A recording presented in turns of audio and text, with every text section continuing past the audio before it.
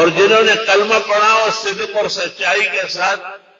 محمد الرسول اللہ صلی اللہ علیہ وسلم کے حلقہ میمون میں اور آپ کے لواء الحمد کے نیچے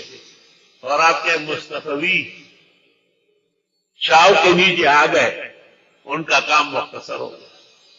نمازیں پڑھو، روزے رکھو، زکوٰۃ صحیح طرح دو، رمضان کے روزے رکھو، حج کرو،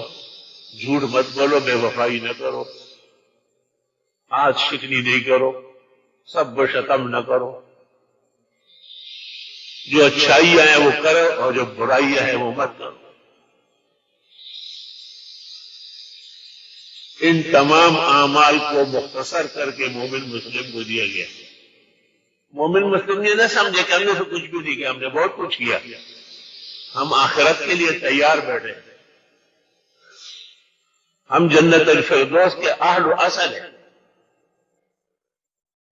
اور ان کے لیے دعا گو ہے کہ اللہ تعالیٰ انہیں بھی دنیا کے ان کبیڑوں میں اور بکیڑوں میں صحیح صورتحال کا شعور دینا نصیب فرمائے۔ تو میرے عزیزوں اور بھائیوں، تکالیف تو بہت زیادہ ہے، بڑے بڑے حضرات اسپتالوں میں ہیں، اور جو نہیں ہے ان کا بھی کچھ پتہ نہیں چلتا، کسرا وقوف نیس کے انجام کاری چیز،